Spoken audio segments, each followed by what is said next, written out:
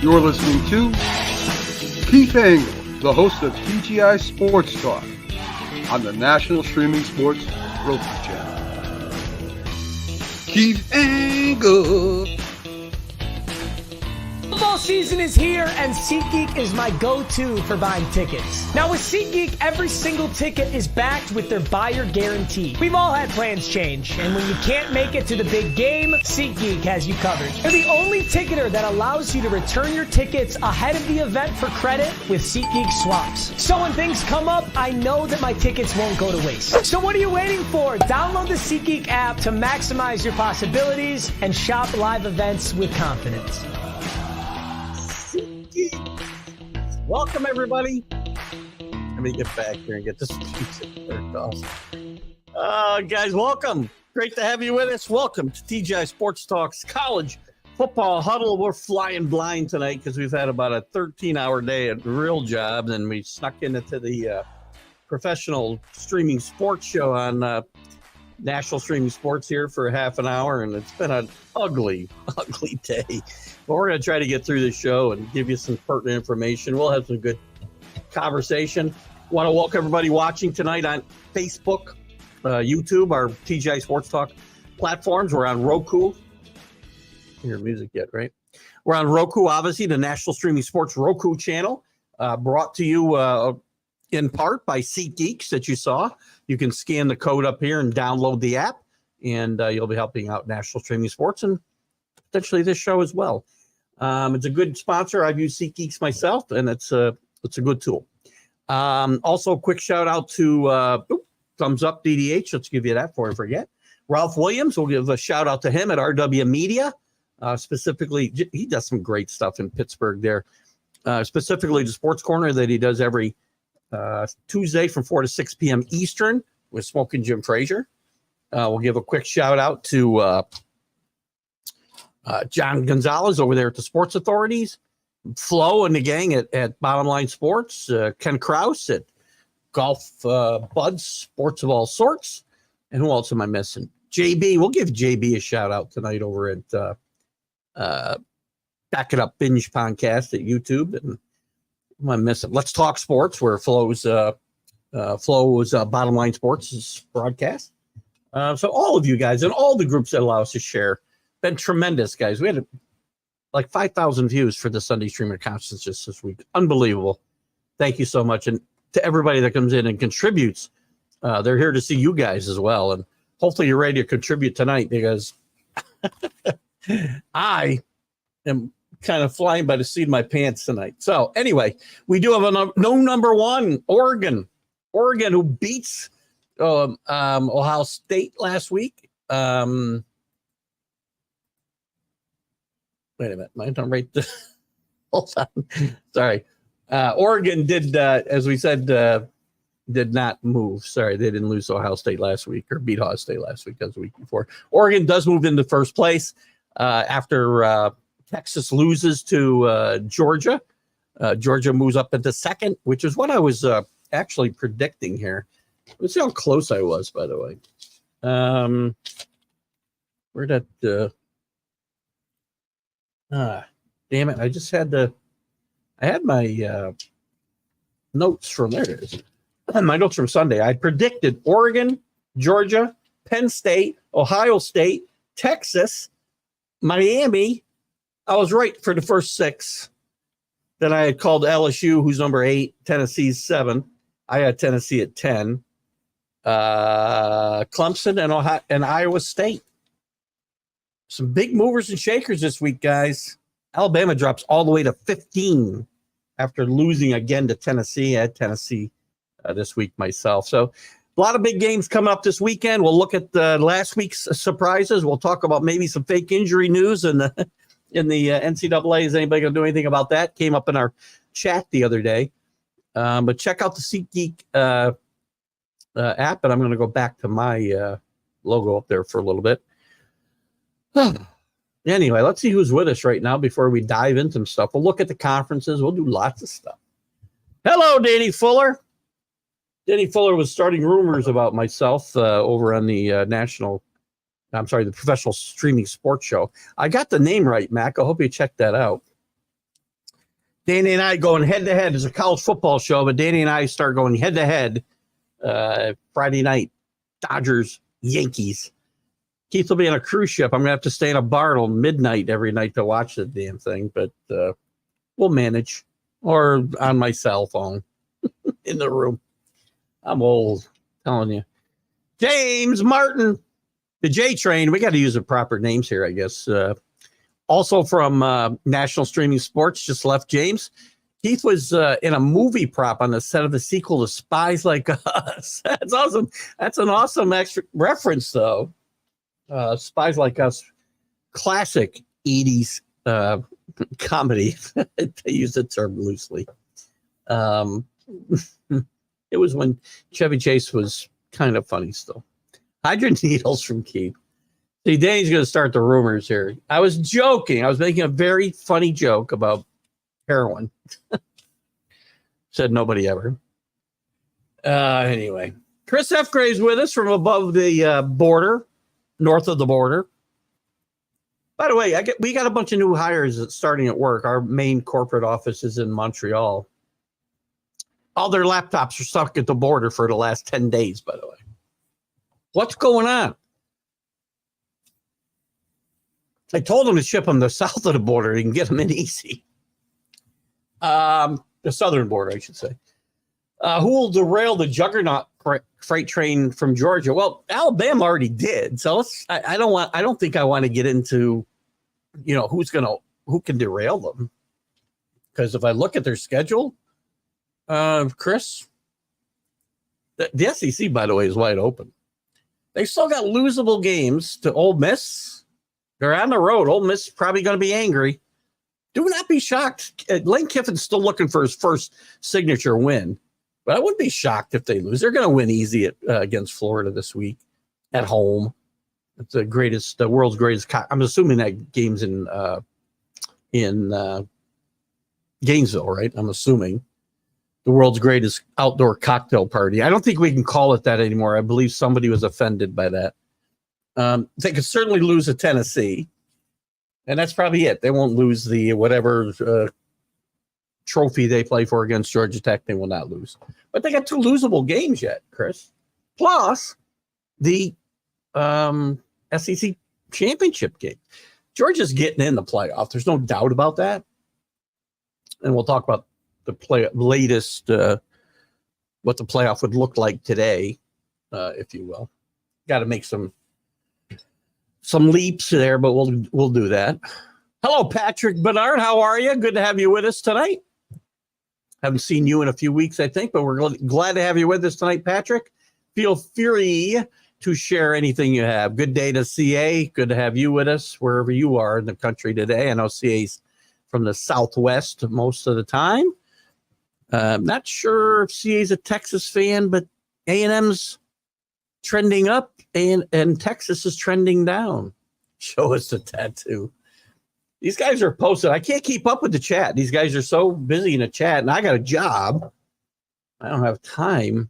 Some days I do. Not lately. Good grief. I don't have time to even check out the chat. I did make one quick comment, I think, today. It's been a little bit of a rough go. So no tattoos, only track marks. LSU. Listen, LSU.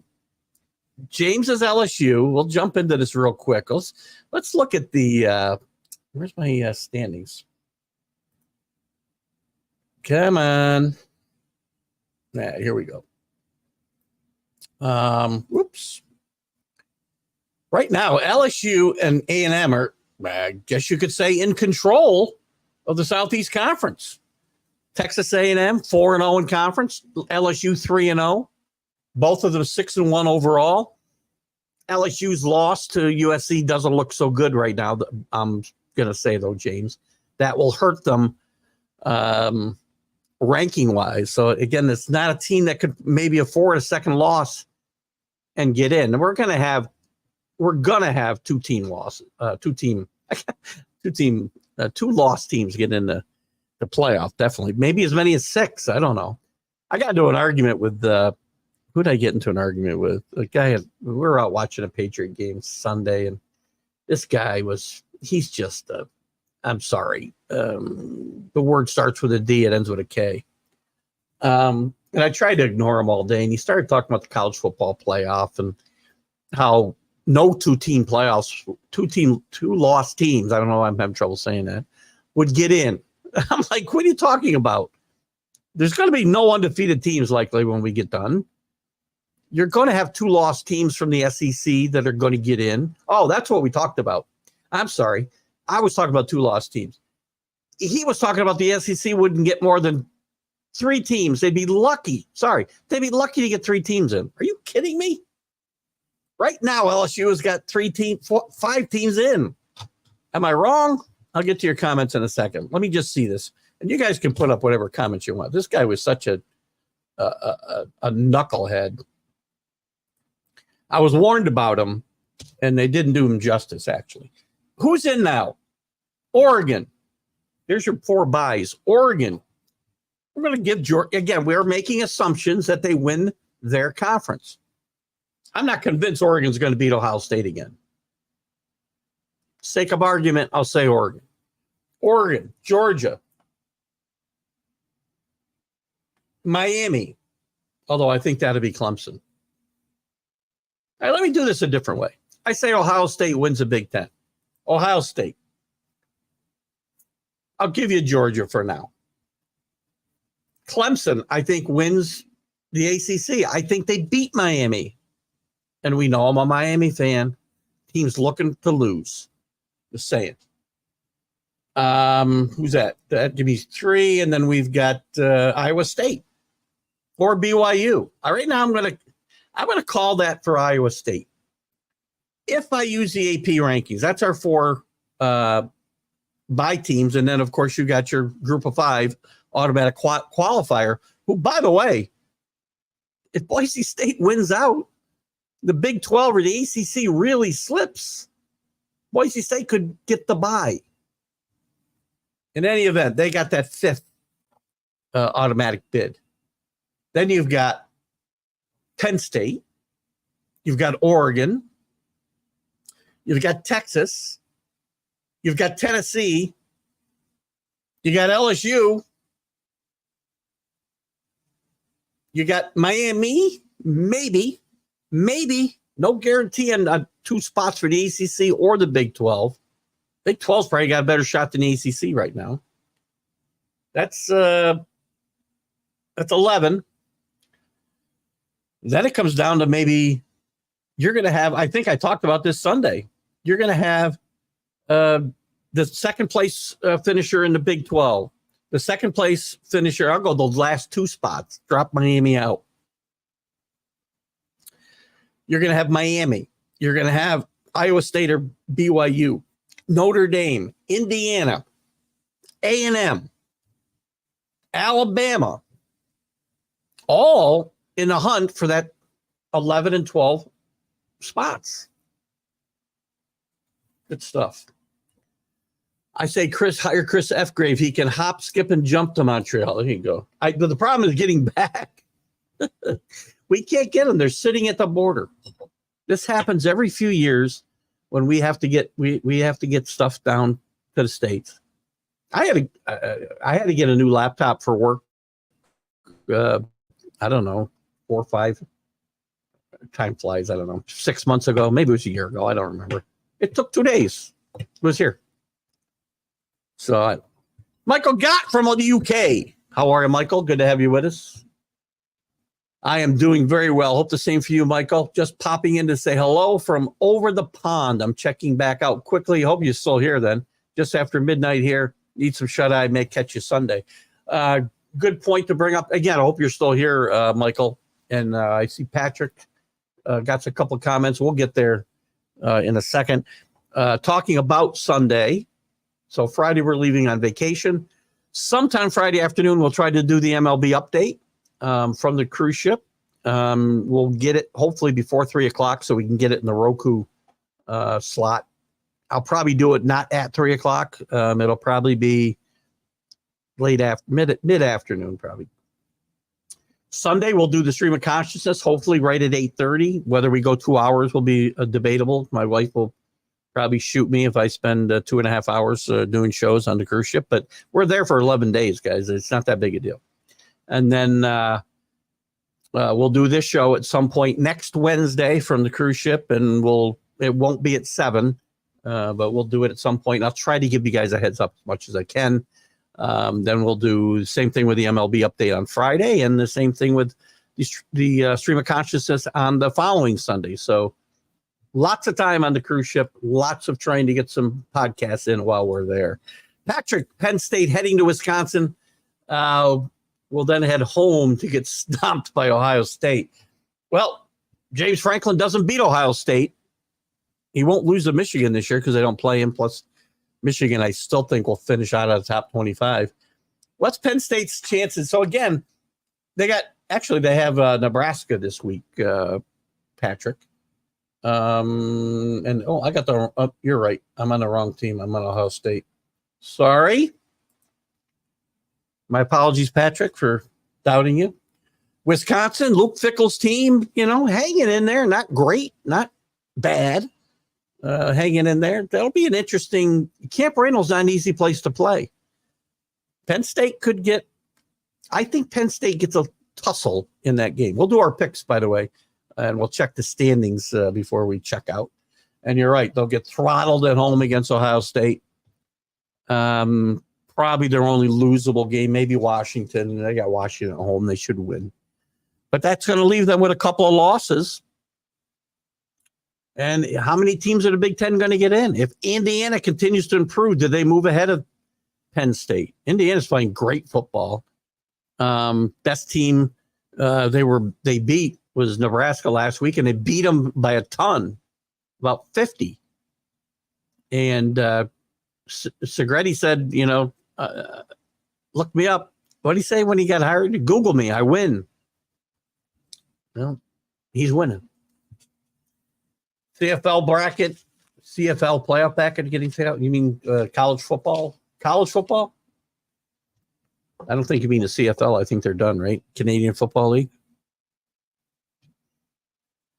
The bracket is going to be tight. The bracket's going to be really tight at the back. And again, all the naysayers who say college football did need 12 teams, it's going to devalue the regular season are crazy. Every week is exciting. I'm a huge opponent of all the realignment that's happened, but one thing it has done is bring us some great football matchups every week. Now, it's at the expense of some great historical rivalries and historical leagues, which is, the Pac-12 was only around for 125 years. It'll be back next year, but it won't be the same. But what's not exciting? Notre Dame's in play. Notre Dame was dead a few weeks ago. Notre Dame's right back in the hunt. Can't win with 2 losses, Kenny. They can't get in the playoff. They just can't. Army, Navy, both in play for the group of 5 slot. You don't get more exciting than this. And by the way, Navy and Notre Dame play this week at, I believe, MetLife, if I'm not mistaken. We'll see that when we go through the games a little bit. There's some big games this weekend. LSU at A&M, James, big game on the road. College Station, tough place to win. Will LSU and Coach Kelly be able to keep this going? Boise State, big league matchup against UNLV, who's still in contention for that group of 5 spot. They're not eliminated by any means. I said Notre Dame and Navy.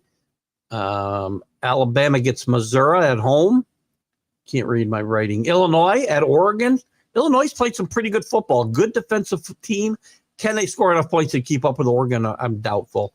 And Texas trying to rebound against the surprising Commodores of Vanderbilt, number 25 in the rankings this week. Patrick says work is overrated. You bet your ass it is. See how much longer it lasts. Kenny Gifford, track marks live on the southern edge. A lot of track marks go down here. Track marks, hum Mets of the past, definitely not Stankies. You mean Arnold Yeah, I did mean Arnold. Indiana wins the Big Ten. Ohio Choker State finished third. Again, we can say what we want about Ohio State. They're better than Penn State. I have my doubts at Indiana. Indiana's going to go into, let's take a look at Indiana's schedule, shall we? They're going to go into Ohio State here in I believe November 23rd. Let me see if I'm right. Yep. And before that, they've got Washington at home, should be a victory. At Michigan State, should be a victory. At home against Michigan, huge game. Michigan, nowhere near the team that they were last year. I don't think they're even anywhere near being a really good football team. I think they finish out of the top 25 for the year. I think Indiana goes into Ohio State undefeated and in position. I don't think they can win at Ohio State, though, Kenny. And if they lose, they're going to finish third, by the way, because I don't think Ohio State will lose again. And then they got Purdue. So that would leave them with one loss in the league and one loss overall. And I think it's entirely possible. If they don't stumble, they need to be careful in this game with Washington, who's sneaky good from time to time. And careful in that game with Michigan, but both of those games are at home. Don't think they can lose on the road to Michigan State. They're not going to lose to Purdue. Now, Ohio State, why am I not getting their schedule when I do that? That's very weird. I see what's happening here. I'm doing it the wrong way. Anyway, I don't think, if they finish with one loss in the conference, each of them, well, Ohio State, if they beat Indiana, they're going to go to the championship game. So the only way your prediction comes true here, Kenny, is if Indiana beats Ohio State on the road. Tall task, even for a team you think is a choker. They've been to the playoff. They haven't won a national championship, but you got to be careful. Listen, I love Notre Dame. The story of Notre Dame. I'm not necessarily a Notre Dame fan, but I always root for Notre Dame because college football is better when Notre Dame is good. As a Notre Dame fan, you got to be a little careful about calling a team chokers when your team has won national championship in nearly 40 years. 36 to be exact. Ohio State's won national championships in that period of time. They've been to more championship games. They've been to more playoffs. So again, just be careful. Ohio State's a lot of things. They're not the best program in the country, but they're a really good football program. And so is Notre Dame, by the way. I'm not trying to knock Notre Dame. I'm only giving you a comparison. And I know that Kenny is just he's predisposed to knock anything to do with Ohio State. Just, again, we all have that team. Clemson. Yeah, I am on drugs. I came out on your show. Clemson's playing some of the best football in the country. Clemson's 6-1. They're back in the top 10. They're 9th. And by the way, they've owned Miami for about 2 decades. As a Miami fan, I do not see Miami beating Clemson on a neutral field as we talk today. That could change in the next 5 weeks, by the way. You could bring this tape out, but I'm telling you, as we speak today, Miami's a team looking for a loss. And they continue week after week to play like they're looking for a loss. Happy birthday to Buck Jones. He would have been 136 today. That would have been some kind of record, probably, Chris. Came out of Haskell Indian University, established in 1884. School has produced Orland Crow and Alvaro Davis. I got to admit, I do not know either one of those guys. Where is Haskell Indian University? Is it up north or is it here in the States? CA. we're just yesterday back ahead of schedule since Red River Shootout. We know how that ended. It's been a doozy, of course, nowadays. A&M over about anybody other than Texas. Hook 'em. Listen, I think Texas is still one of the best teams in the country. They dropped the 5th, which about where I expected them to be. They're going to beat Vanderbilt on the road this week. Vandy's better than they've been in a while. Texas isn't losing another game. They'll until Texas A&M. Texas A&M on the 30th of November could be a very interesting, important game. Now, a lot of these games leading up to the championship games may be more important than the championship games themselves. That part of the playoff is true. Don't care about that, though. I don't care about the league championship games not being as meaningful as they were. I really don't. They'll still have meaning because they're going to play a part in the buys and whatnot. I mean, the SEC and the Big Ten are getting both of the teams that play in that championship game are getting in the playoff. There's no doubt about it. There'll be some, I think, some probably, we'll have to see where the rankings are. We'll have the first, might be while I'm gone, we'll have the first college football playoff rankings. I believe they're, if I'm not mistaken, I think they might be next Tuesday, might be the first rankings. I didn't pull it up. If somebody wants to pull it up for me, that's great. I believe the first rankings come out on the 31st, which will give us something important to talk about while we're cruising. Sorry, I got distracted by a work message. Where was I? Some of the national or the conference championship games that could be important are the Big 12 and the ACC. There's really no guarantee that any second place team, especially in the ACC, is going to get a spot in the playoff. So again, some of these championship games might be meaningless other than the buys, which is that meaningless? I'm not sure it is.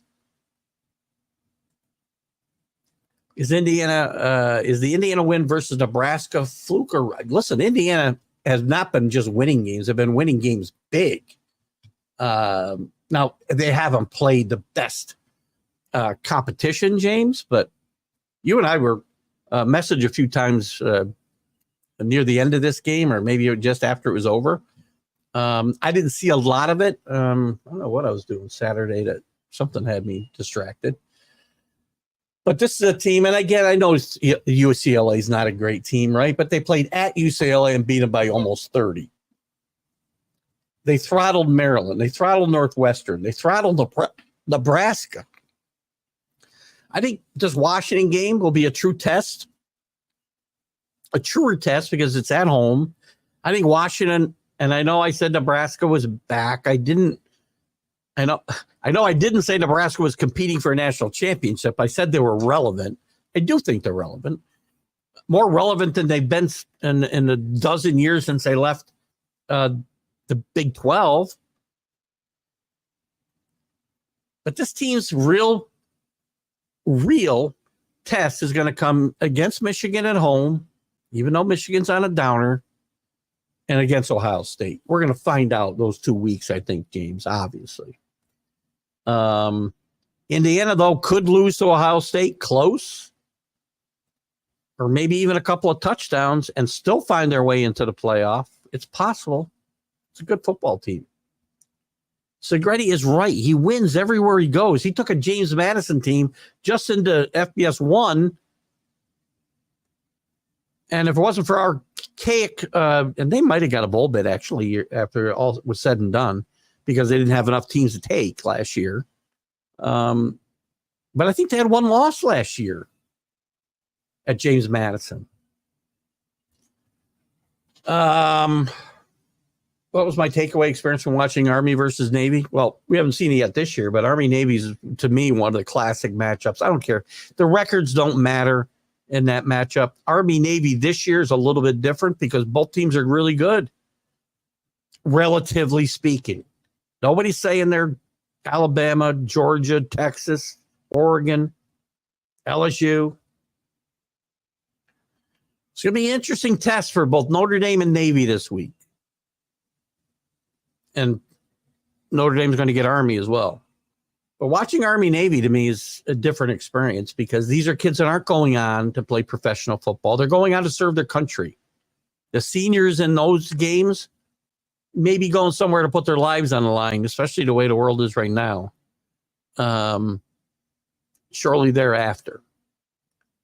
And it's just a special experience. And this year, theoretically, it's still absolutely possible that we get 2 Army-Navy games. The Army-Navy game this year, the standard game, is not a league game, even though they're both playing in the American Football Conference. They were not scheduled as part of the league competition. Could become a problem for that standalone Army-Navy game in the future when they are scheduled because the championship games are played the week before. We'll see how they work all that out. I think Army-Navy deserves that standalone stage. You can say the games are boring if you're not to me, they're not boring. Watching these kids play, it's not boring. They're not a bunch of spoiled brats getting NIL money and, cars and whatever else. And quitting, as Rick Sherlock would like to say. Rick's not with us tonight yet anyway. And quitting on their teams when it comes to play big games. Army-Navy special. Army-Navy, again, back to what I was going to say, Army-Navy, there is the potential that they play in the AAC championship game and a week later play the Army-Navy game. And those games could have playoff impact. Nobody would have thought that before. Never would happen with a 14 playoff. I mean, if you were talking about a 14 playoff this year, I'll get back to your comments in a second, guys. So don't get crazy on me.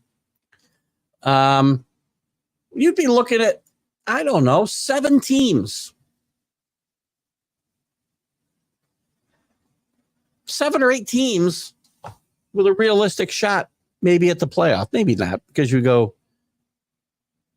I guess we could go a little deeper than that. But again, 4 teams. So a lot of those teams are going to be eliminated that are in that top 10. No chance at all once they lose again. Done.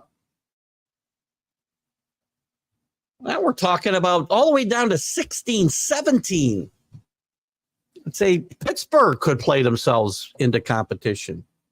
I mean, it's 17 or 18 teams are in the conversation for the playoff.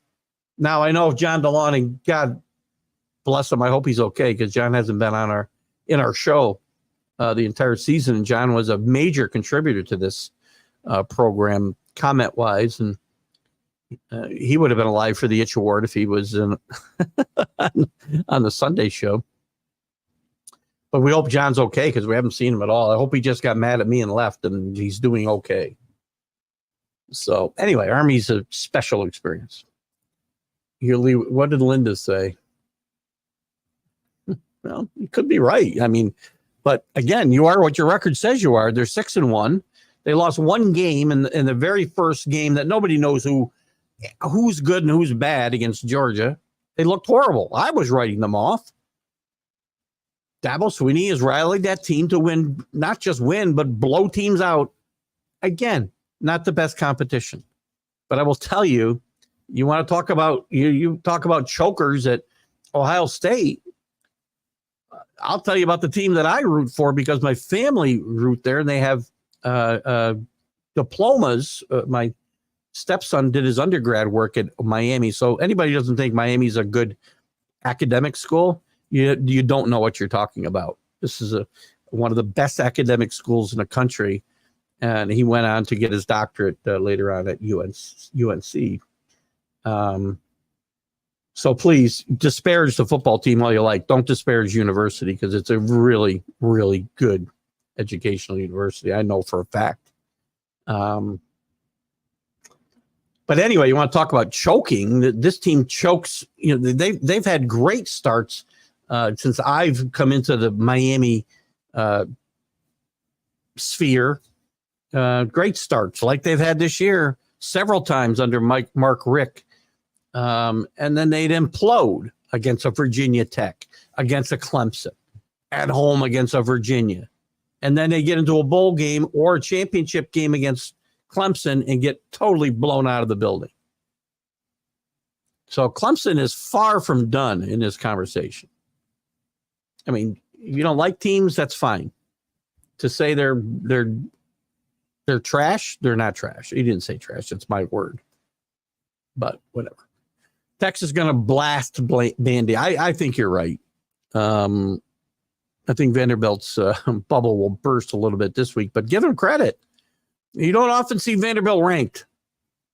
And Vanderbilt's already got a really good win against Alabama under their belt. They ever knock Texas off, chaos is upon us. We'll be waiting for the locusts and the frogs coming from the sea. I know who you meant, Danny.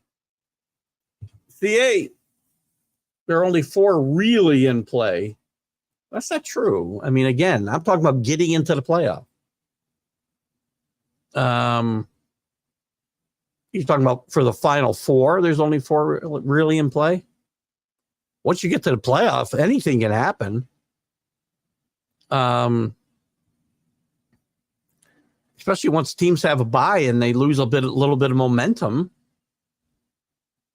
So they're really in play. I'm not going to say there's only 4 teams in play. Any others will need to beat 2 of the 4.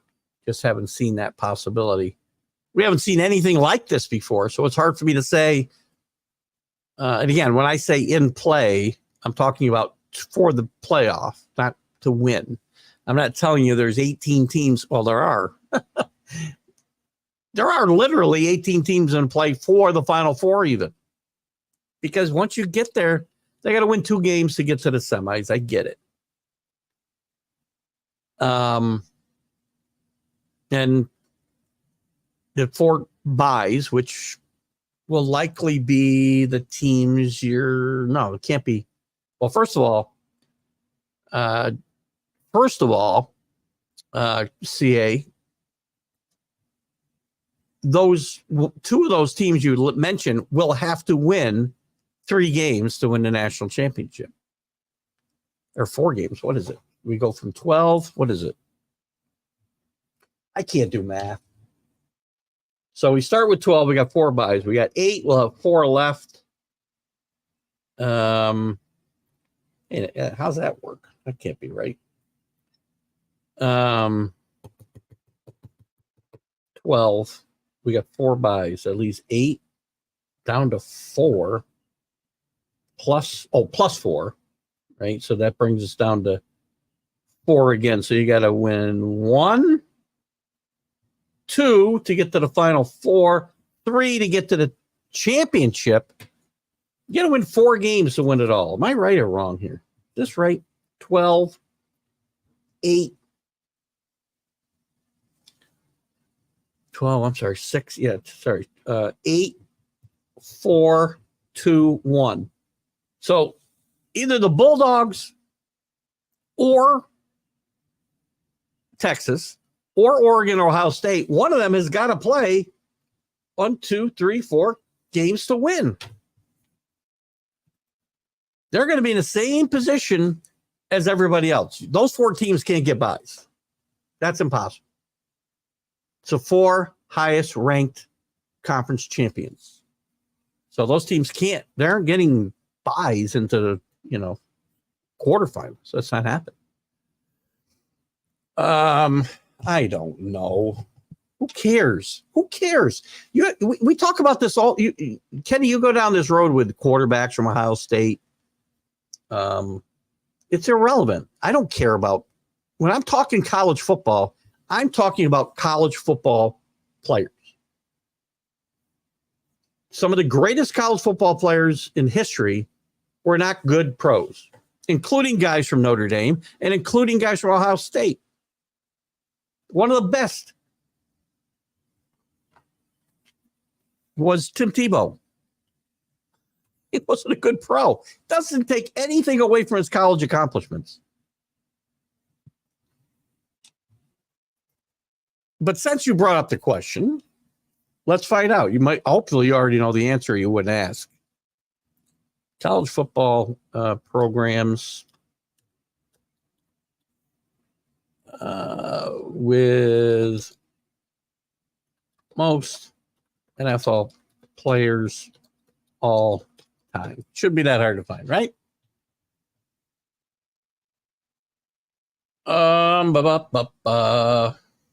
Notre Dame. We already knew that. 525 players have gone to the NFL. Good for them. It has nothing to do with the game of college football, which is what we're talking about here on this show, right? Doesn't mean anything. Let's give you the top 10 since we're on it. I don't think this is really an important conversation for a college football conversation because it has nothing to do with how good a college football team they are. Hang on. Well, I got to get all the way down here. Number 1, Fighting Irish, 525. USC, 523. How they doing lately? Buckeyes, 485. So they're 40 players behind them over 100 years. That's like a drop in the bucket. I mean, that's not like 500 to 100, Kenny.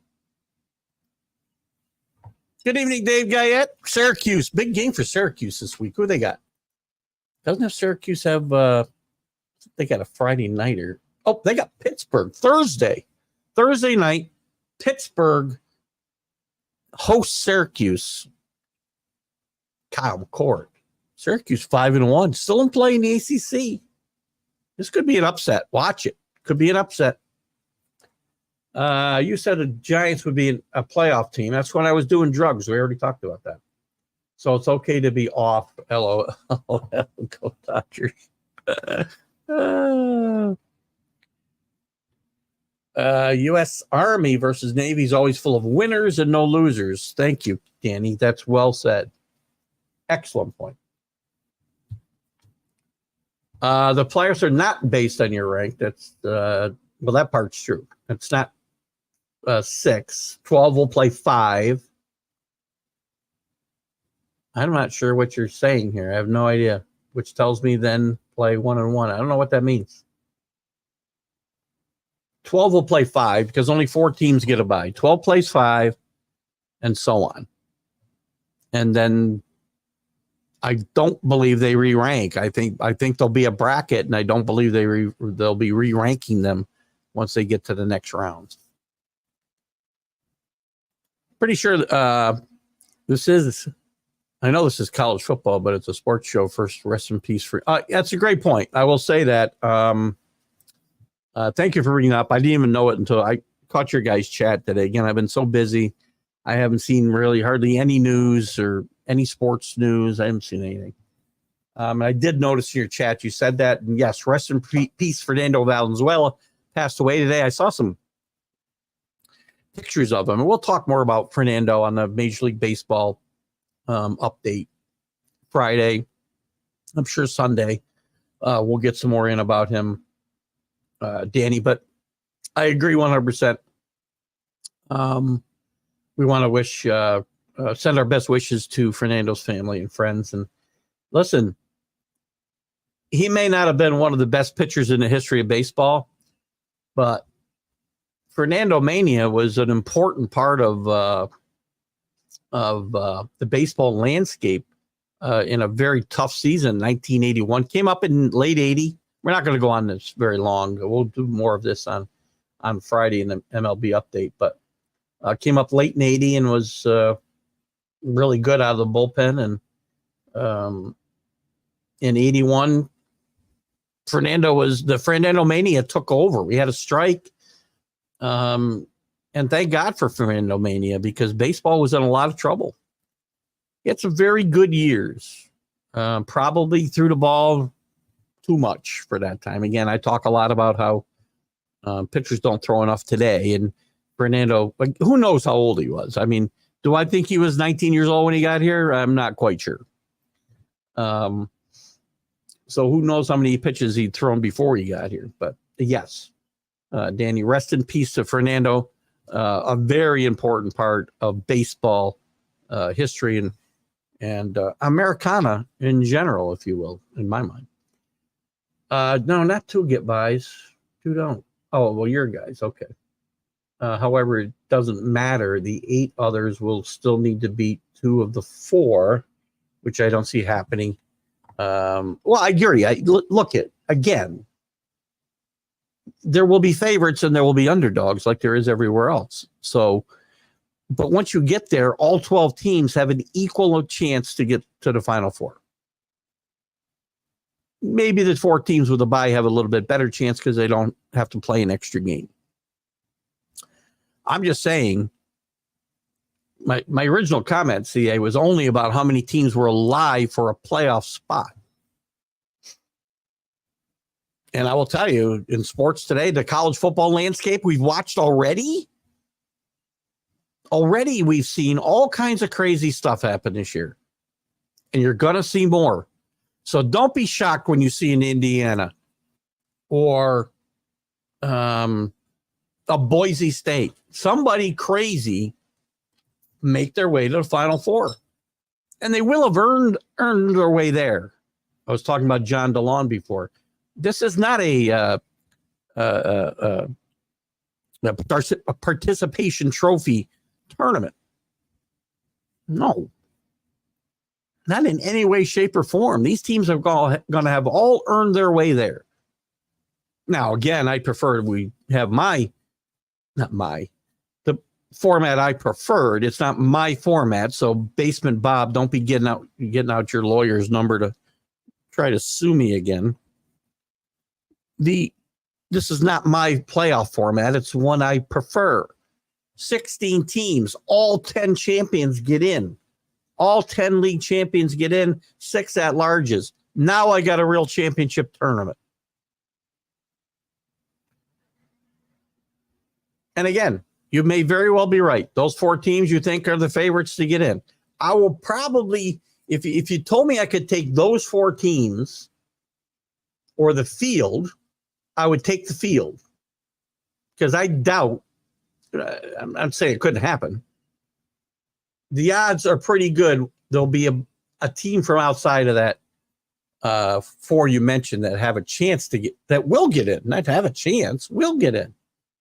Because you don't mention, I think you mentioned the Horns. I mean, you don't mention Tennessee. You don't mention LSU or A&M. You don't mention Notre Dame.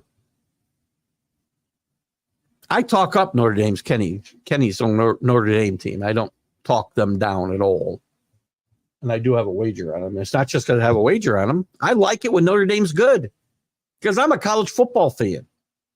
More than I'm a Miami Hurricane fan. I've been a Syracuse fan over the years. I root for good stories. I'm a college football fan. That's why college football is so much better than pro football. I'm a Patriot fan and nothing else in the NFL. You'll never see me root for another team. I'll have money on a team I might root for them. I follow my money. College football is wall-to-wall energy and fun. The NFL, not so much. So anyway, I'm not really docking your point, but CA. Let's look at the polling while you guys put some more comments up for me. Oregon goes up 1, as I said, to number 1. Georgia 2, Penn State 3, Ohio State 4. Texas with a big drop after their loss. Not a big drop. You drop from 1 to 5. Miami stays right at 6. Tennessee's at 7. They jump 4 spots from 11, put themselves back in the playoff picture. They'd be in if we talked about it today. LSU stays at 8. Clemson up to number 9. Iowa State drops after a victory to 10. BYU up 2 spots to 11. Also on the cusp of a playoff. Notre Dame stays right at number 12. BYU went by them. Not terribly surprised there. BYU had a close game against Oklahoma State. Not the best Oklahoma State team last year either, or last week. Indiana jumps up 3 to 13. Texas A&M stays at 14. Very quietly moving up these standings, by the way, guys.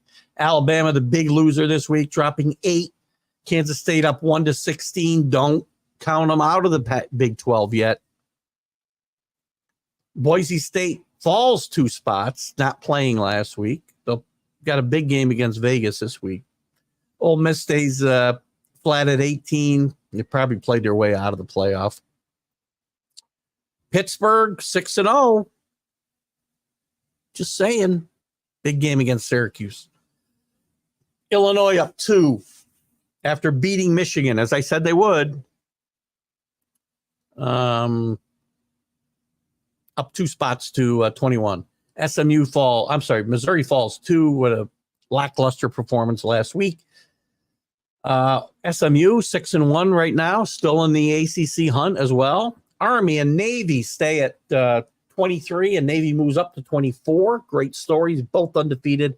And Vanderbilt ranked for the first time in I don't know how long, dropping out Michigan, who I think will finish out of the top 25. Just outside here, not very many other teams getting votes, by the way. Washington, Syracuse, UNLV, Dukes, South Carolina, Liberty, and Nebraska, the only other teams getting votes. Interesting. Let's look at the conference standing, shall we? We already talked about the SEC. I'm going to go back to the top. The American, you still got Army and Navy sitting right at the top, undefeated. Army with 2 games in hand are 6-0 already. They're only going to have a couple more home games, or a couple, 2 more. Sorry, I think 4 more league games. The others have 6 or 7. Navy's at 4-0. Tulane, don't count them out. 3-0. And then at 1 loss, you've got Memphis, North Texas, and Charlotte. The ACC, Clemson, everybody's punching bag, 5-0 in the conference, 6-1 overall. Their only loss to the juggernaut that everybody talks about, Georgia. Miami, looking for a loss, but they've still won 7 games in a row. They're 7-0, 3-0 in the conference. SMU 3-0, 6-1 overall. Pittsburgh undefeated, 2-0 in the conference. Only 2. They got a lot of conference games left. Duke and the 1-loss teams are Duke, Syracuse, Virginia Tech. Can't count any of those teams out of that ACC race to get to 1 or 2 to be in a. Remember, there are no more divisions in these conferences, which really leaves somebody stealing a bid out in the cold. That's not going to happen. You're not going to have in the ACC or the SEC, the top team in the country or the top team in a conference playing, the 6th best one because they won a weak division. That's never going to happen again. Or the Big 10, for that matter. Or the Big 12. The Big 12 with BYU and Iowa State, both at 4-0, both undefeated 7-0. I do think both these teams will stumble somewhere in conference, which keeps Kansas State alive. Theoretically, so are Texas Tech and Cincinnati and Colorado with 1 loss in conference.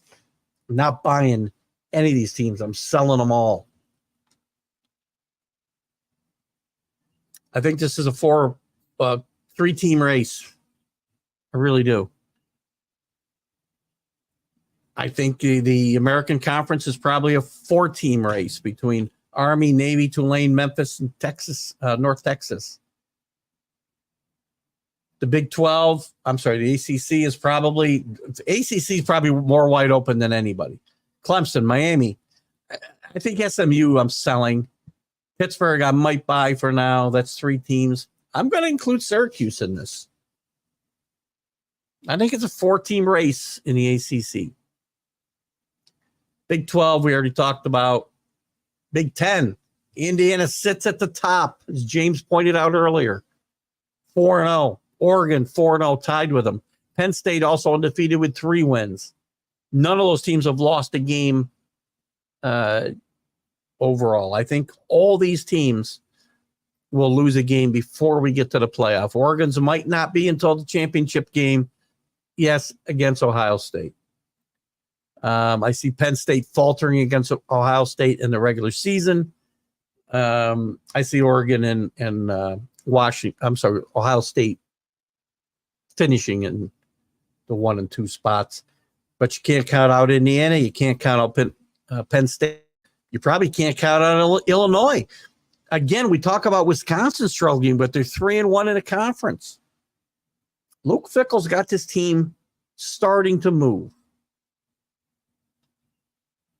Not missing any comments here, am I? You guys want to sleep on me?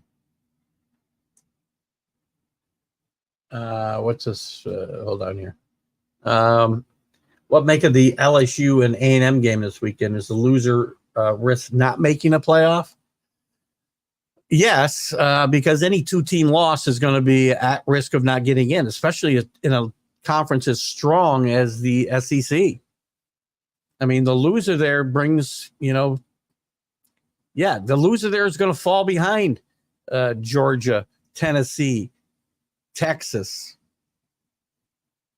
Puts themselves with Alabama on the bubble. They're definitely on the bubble. So are they out? No, but they're certainly on the bubble. Where am I?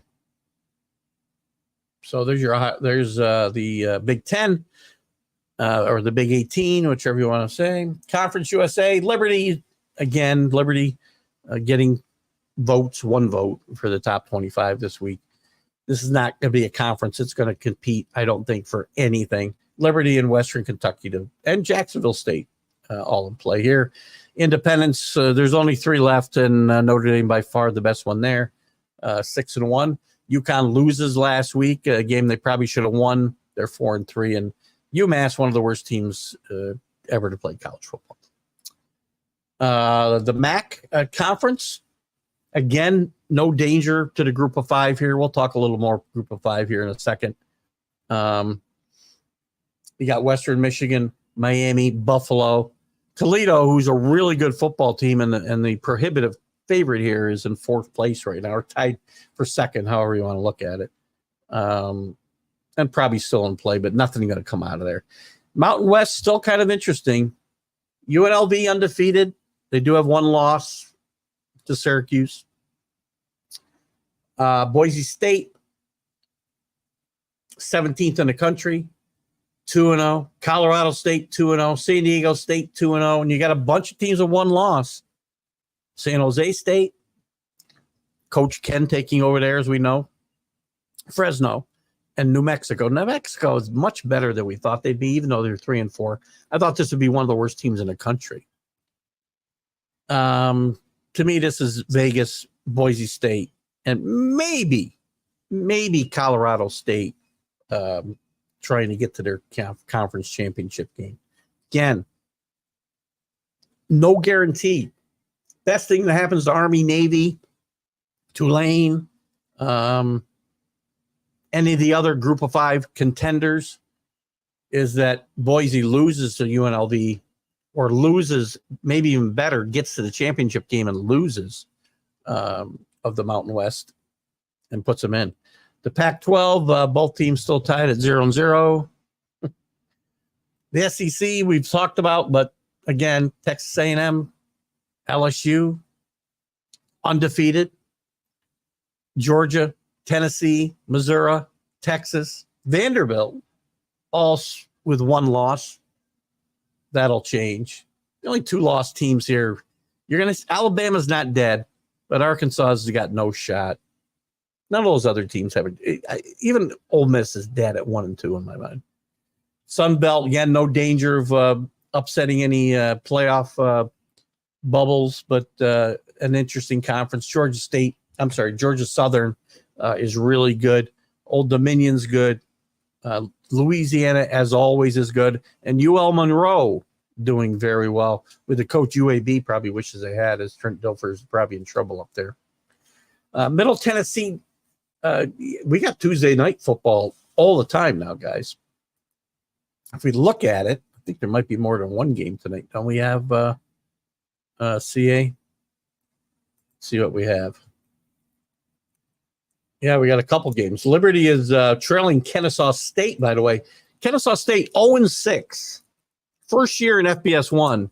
They're leading undefeated Liberty 14-7 with 6 minutes left in the second half. And Middle Tennessee is leading Jacksonville State 10-7. 5 minutes left in the first half.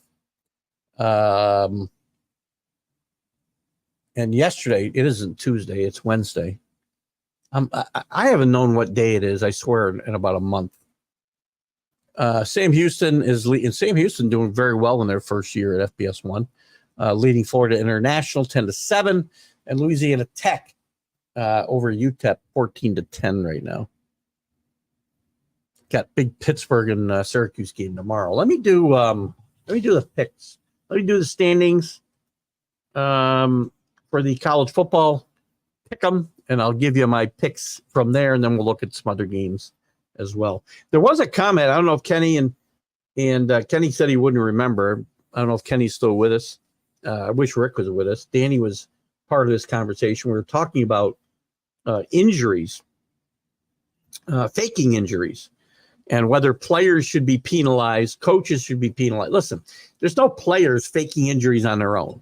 It's part of a game plan set up by the coaches. You need to penalize those teams. If it was me, they'd get a 25-yard penalty, right? I'd give them, or maybe 2 unsportsmanlike. Give them a 30-yard penalty. You want to stop this stuff from happening? You're not going to stop it by saying that players got to come out of the game. You're not going to stop it by fining coaches. You're not going to stop it. Hurt them in that game, and you'll stop it.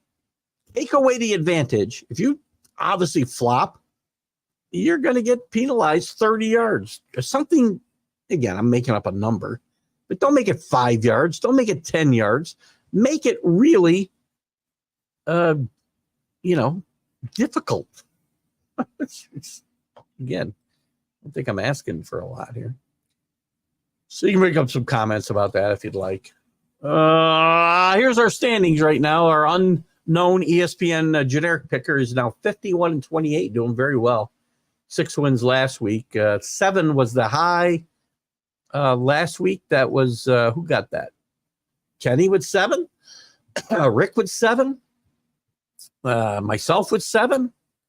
Scott Colby back in the mix. Scott, we hope you're doing well, by the way. Scott's having some health issues, and we wish Scott nothing but the best. Great guy and a good, but this guy will give you some picks on sports you never thought about betting, and he's almost always right. He does a great job. And that were the high games for last week, or the best pickers for last week, should we say. So we got ESPN fan, whatever, at 51. The Sports Nut, who we still don't know who that is. I think it's somebody who watches the show and maybe doesn't participate. He's got 49 wins. Beamer Ball, which is Neil Bush, has 45. Yours truly has 44. Paul has 43. Rick has 42. Kenny has 35. And Scott has 27 wins, but his winning percentage is probably better than some others because he did miss, I think, 3 weeks there. So, again, we hope Scott's doing well tonight. Here's the picks in the pool. I'm going to take Indiana home. Remember, there's no points here. Indiana home against the Huskies of Washington. Again, at some point, they got to be worried about looking ahead to that Ohio State game on the 23rd of November. BYU will visit UCF. UCF's a bit of a disappointment to me at 3-4. I really thought KJ Jefferson was going to fit into Gus Malzahn's offense well. Hasn't worked out so far. Over is going to be a good bet in this game, I think. We'll see what it is when we look at the other games. But I'll take BYU on the road here. I'll ride the favorite wave. Bowling Green at Toledo. I got to take Toledo. Toledo's a good football team. Texas Tech at TCU. This one's interesting. I'm going with the home team. I'm going to buck the 60% trend on Texas Tech. Their defense is atrocious. I'll take TCU at home. UL Monroe against South Alabama. UL Monroe undefeated in conference. I will take them. I'll take the 70-point trend towards them. I got West Virginia going to Arizona. Arizona, a bit of a disappointment, and West Virginia, a bit of a disappointment. I don't think West Virginia travels well. Arizona wins this game. Penn State goes to Wisconsin. 91% on Penn State, 9 on Wisconsin. I'm going to take a flyer here, guys, and say that James Franklin puts up a stinker at Camp Randall before he ever sees Ohio State. Texas A&M, I'm going to take, again, bucking the trend just a little bit. 56% have taken LSU. I will take the Texas A&M Longhorns. I love them at home at College Station. Tough place to play when this team is good. And this team is good. Playing very good football, very quietly under the radar since they lost to Notre Dame. Michigan State and Michigan, as much as I don't like the team, I'll take Michigan here over their in-state rival. Both 4-3 right now. Could be an upset there, though. Watch out. And Colorado, I might have to change my opinion on. 5-2 right now. They got Cincinnati, also 5-2. Both with one loss in the Big 12. Cincinnati playing good football, but I'm taking Colorado and Deion at home to get to their 6th win and be bowl eligible. Big surprise that I'm there, but I'm there. A&M Lady Aggies versus Lady Longhorns now on ESPN. What is that? What is that? College basketball? Or college? Is it volleyball? What is it? I can't reach my remote. I got like Star Trek, the original series on the TV. It's what was playing. I sat down here. Oh, God. Oh, let's look at some other games of note, if we will. I'm going to go through the whole schedule today because we got some time. Not a lot of topics being kicked around, so we'll go through the schedule. I'm going to take Syracuse upset Pittsburgh. Certainly like them with the points tomorrow night in Pittsburgh. Friday night, we got a couple of good games as well with Louisville traveling to Boston College. Louisville hasn't been playing that well. I like what Bill O'Brien's doing at Boston College. A couple of disappointing games, but I like Boston College here. Home dog, 7.5. I hope I get a shot at betting that. Boise State goes to UNLV. Boise State, a 3.5-point favorite on the road. Do not discount UNLV in this game, but Boise State's really good. I'll take Boise State. Rutgers.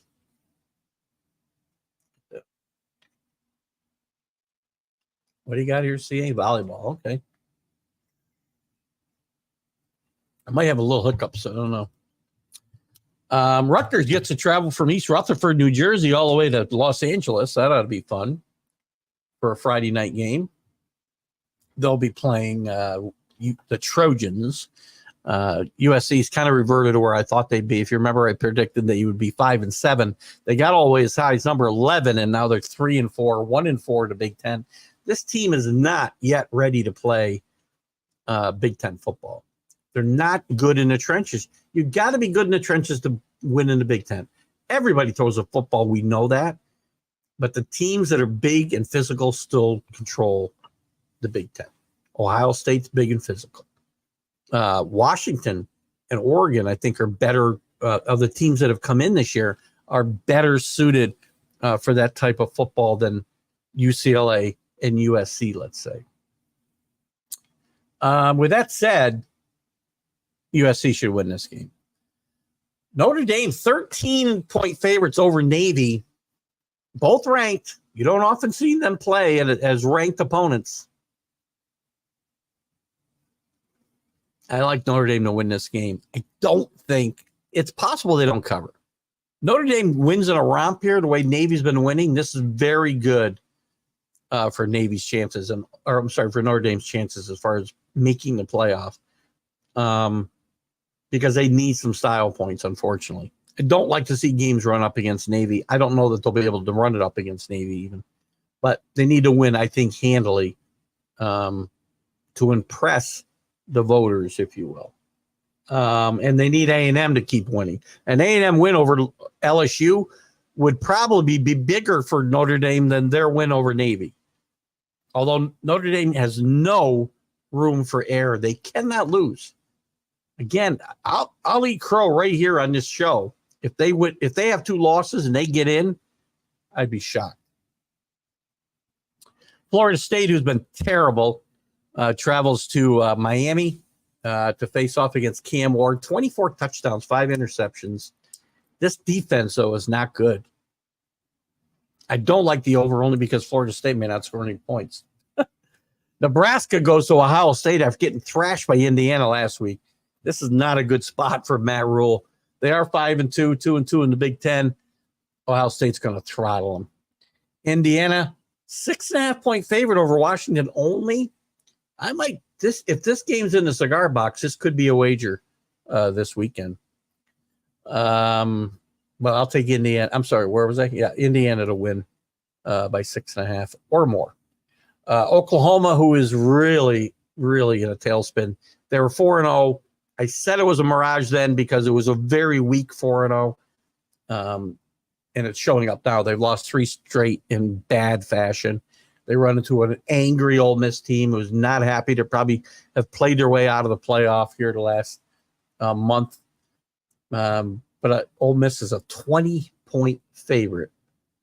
Tough first year for Oklahoma in the SEC. Sorry, Alan Perales.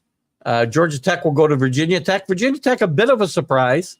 They're a 10.5-point favorite. Georgia Tech we thought they might be darlings after they got off to a big win against Florida State, which now doesn't look so good.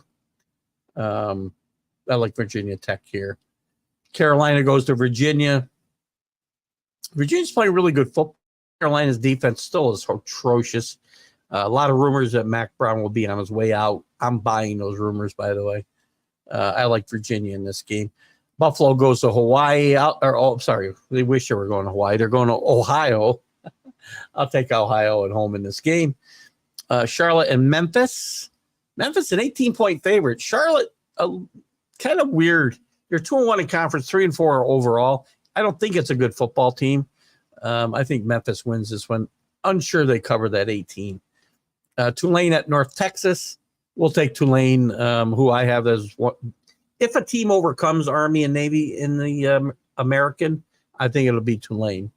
I think Notre Dame or Navy pulls out the victory in this league. Whether they get to the playoffs is going to depend on whether Boise State stumbles somewhere along the way. Arkansas will go to Mississippi State. Arkansas is better than expected, and Mississippi State is as bad or worse than expected. I think Arkansas goes on the road and maybe covers the 6.5. Georgia State will go to App State. Both teams really struggling. Take the home team, Appalachian State here. Central Michigan goes to Miami of Ohio. Again, I'll take the home team, Miami. Temple goes to East Carolina. East Carolina fired their coach this week. Temple will probably be firing their coach soon. I'll take East Carolina. Shook it up. We'll see how that works out for them. Illinois goes to Oregon. Oregon's a 21-point favorite, 21.5 points. I'm not sure they can cover this big spread. Illinois under Brent Bielema, 3-1 in the Big Ten, 6-1 overall, has played decent football. They're running to the number 1 ranked team in the country. Still unsure if it's the best team in the country. Sorry, Paul Spada. Sorry, Augustine. Just not sure. We'll find out. Love Dan Lanning. Love the way he coaches. Love the way he coaches these kids up. Still not sure 100% about this Oregon team. But Dylan Gabriel in the Heisman conversation as well. BYU goes to UCF. UCF's a 2-point favorite here. I think they're one of the bigger disappointments. I had them as an outsider potentially in the Big 12. They're 3-4, a 1-3 in the Big 12. BYU has not stumbled yet. They're still 7-0, but they've stumbled a bit, and we'll see whether they can continue it. I like BYU with the points here. What do you got here? The live by the portal, die by it. Boom, that Sooners, right? I mean, look at it's a great point. The portal alone is no way to build a program. No way. Missouri travels to Alabama. This is an interesting game. Alabama's, struggled. They lost to Vandy. They had a really tough struggle against South Carolina. They did everything they could to lose that game, and then they lose to Tennessee with Tennessee with their usual second half heroics.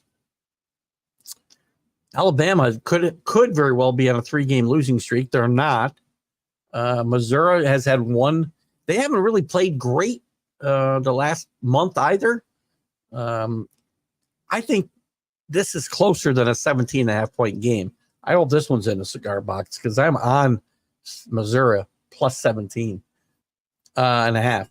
Northwestern goes to Iowa. Iowa's a 14-point favorite. I'll take Iowa here. Hopefully it's going to be 15-0 because they're not going to score a lot of points. Maryland goes to Minnesota. Maryland with a big win last week. Loxley looked like he might be in trouble there after a pretty fast start. Still only 1-3 in the Big Ten. Minnesota very up and down, but good team at home, and we'll play the 4 points and take them. Rice goes to UConn. I'm going to pick UConn and Jim Moore to pop out of their slumber. Wake Forest having a tough year this year. I still have got to talk to Larry Sorensen on the show, talk a little bit about Wake struggles, the ACC in general, and just the state of college football. Wake against Stanford. I'll take, I'm going to take Stanford in this game, getting 3 at home. Oklahoma State plays a really bad Baylor team, but this is not a good Oklahoma State team. One of the favorites to win the conference. They're 0-4 in the Big 12, 3-4 overall. Baylor's a 7-point favorite. I'm going to take the 7, though. I won't bet it, but I'll take the 7 for free. They've killed me all year. Texas Tech goes to TCU. As I said before, I like TCU in this game. I'm not sure about the 6.5. I said over in that game, but it's 66.5, so I'm not sure. Southern Miss against James Madison. James Madison's a 24-point favorite. We'll take JMU here. Eastern Michigan goes to Akron. A lot of games this weekend. We'll take Eastern Michigan in that game. We'll take Northern Illinois, who stumbled a bit in the MAC since beating Notre Dame earlier. We'll take Northern Illinois over Ball State. Bowling Green and Toledo. Again, Toledo's a really good football team. Struggled a bit so far for them. We'll take Toledo at home. Kent State. Listen, they might be worse than UMass, which is really surprising because UMass is maybe the worst team in the country. Kent State's very close to that. 0-7, 0-3. Western Michigan wins for fun. Wagner and UMass. I didn't even know Wagner had a football team. We'll take Wagner. UTSA, probably the only game you won't find on TV anywhere will be Wagner in Massachusetts. I take it back. They're on ESPN+. UTSA against Tulsa. I'm going to take Texas El Paso in this game. Tulsa's not as good as they've been in the past, and San Antonio's not as good as advertised. But I think there's some pride there. I like their coach trailer, and I think this team will start to rebound with this game. Oregon State goes to Cal. Cal's better than you think. 3-4 overall. This is a old Pac-10 rivalry. I'll take Cal. Even minus a 10, I think. Texas goes to Vanderbilt. Texas is an 18.5-point favorite. I agree with Danny, I think, said earlier that they will throttle Vanderbilt this week. New Mexico will go to Colorado State. I like Colorado State here. Might even cover the 6.5. Doubt I'll get them in the cigar box, but I would take them if I could. UL Monroe to South Alabama. As I said, I'll take UL Monroe in this one. I already picked Arizona over Arizona State. Utah, very disappointing. 1-3. Cam Rising again out for the season, potentially coming back next year for an 8th season. Unbelievable. I'm going to take Utah to get the ship righted against not a good Houston team. Utah State goes to Wyoming. 2 bad football teams. Toss a coin. Take the home team, Wyoming. Troy and Arkansas State.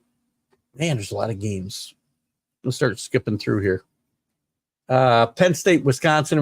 I took the upset here. Penn State's a 6.5-point favorite. I might bet this game. It's possible I bet this game with the 6.5 at home. LSU goes to Texas A&M. A&M a 2.5-point favorite. Another game I'm likely to be on. Maybe the over, 53.5. If I don't bet the game, I'll bet the over, 53.5. I like Texas A&M to win, though. Michigan over Michigan State. Don't waste your money. Auburn and Kentucky, nobody cares. Kentucky at home. Kansas at Kansas State. This game matters to the people in Kansas. I'm going to take Kansas State. Kansas also one of the bigger disappointments. 2-5, 1-3 in the Big 12. Lance Leopold not expecting this. Daniels, the quarterback, goes down. This team is just lost. SMU, 11-point favorite, 11.5-point favorite at Duke. I'm on Manny Diaz and the Blue Devils in this game. Give me those points. San Jose State goes to Fresno. I'll take Coach Ken. Getting 4.5 on the road. Cincinnati at Colorado. Colorado 5. The over-under 57. Always an interesting number in a Colorado game. I like Colorado here. Washington State goes to San Diego State. I'll take Washington State, who's playing really good football at 6-1. Won't get them anywhere because of their current conference situation. And Nevada goes to Hawaii. Two bad football teams will take the home Rainbow Warriors. What did happen to football in Kentucky? Well, Bear Bryant left, and that was the end of that. Bear Bryant left. No.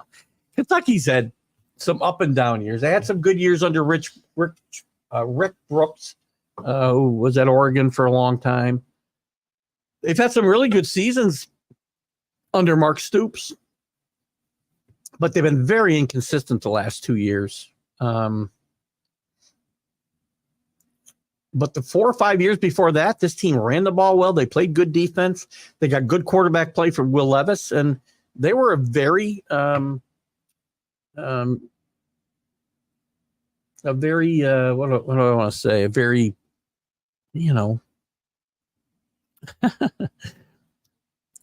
were the best of the teams that weren't the best in the SEC for 3-4 years in my mind.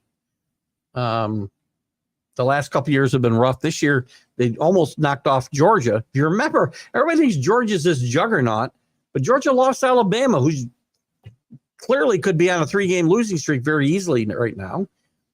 And they nearly lost to Kentucky at Kentucky.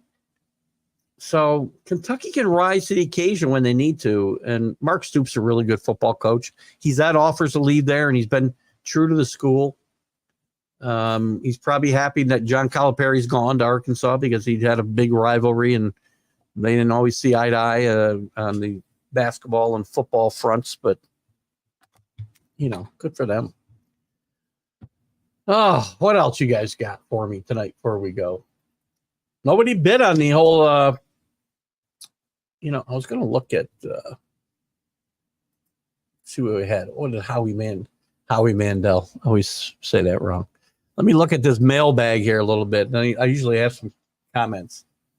Is Sherrod Moore a victim of circumstances, having been handed the job too late to find a transfer quarterback and top coordinators? Or is he like Juwan Howard, Michigan basketball, a nice guy, Michigan man who's simply in over his head? I don't think Sherrod Moore's in over his head. I think Sherrod Moore did a really good job filling in while Jim Harbaugh was suspended last year twice. Again, he got the job kind of late. They couldn't find a quarterback, which you cannot win without a quarterback. And they lost some other talent at running back and on the offensive line. Still a decent defensive team. I think Sherrod Moore will probably win here at some point. What's this? The whole fiasco with the Texas-Georgia game and, getting the call wrong, then overturning it after bottles got thrown. How do you not throw unsportsmanlike penalty on the Texas crowd when they're throwing bottles on the field? And Kirby Smart's right. They overturned that call partly because I think they were afraid that they were going to have a riot on their hands if they didn't. But it sets a really bad precedent. Just if you don't like the call, just threaten to riot and we'll overcome it. Don't do that. Penalize the home team and get them to get the crowd under control. Chris, what do you got? Would you say Notre Dame is doing just fine after their draft departures? I think Notre Dame is doing. Yes, I really do. I mean, look, I was a big booster of Marcus Freeman for a long time. I'm not back on the Marcus Freeman bandwagon until he does something like run the table here, win a game in the playoff, if not get to the Final Four. That might get me back on the Marcus Freeman bandwagon. This is a good football team, Chris. They lost some really good offensive linemen. I think they have a better quarterback. I really like Sam Hartman, but I don't think he was a good fit at Notre Dame. I like Riley Leonard a lot more, but it took these guys 3 games and a loss to Northern Illinois to figure out how to use Riley Leonard. That falls on Marcus Freeman and his offensive coordinator. Riley Leonard is a guy who uses his legs. They were trying to make him a pocket passer. He didn't move around enough. He throws on the run. He's a threat to run. I think Notre Dame's just fine. And again, they'll make the playoff. I'm pretty sure they'll make the playoff with 1 loss. But they can't stumble. They can't stumble. They got teams behind them that are playing really good football. And if they continue to do that, they could find themselves at number 13 and on the outside looking in. That's my comment, Chris. We're getting ready to wrap it up here. Let me just see if there's one more. Are we surprised about Oklahoma? No, I said Oklahoma would be 8-4 tops. Now I'm thinking they might be 7-5. I think Venable is in over his head. I'm sorry. This team just can't get the offense figured out. The talent there last year was better than a 6-16. I think Venable better start looking over his shoulder a little bit.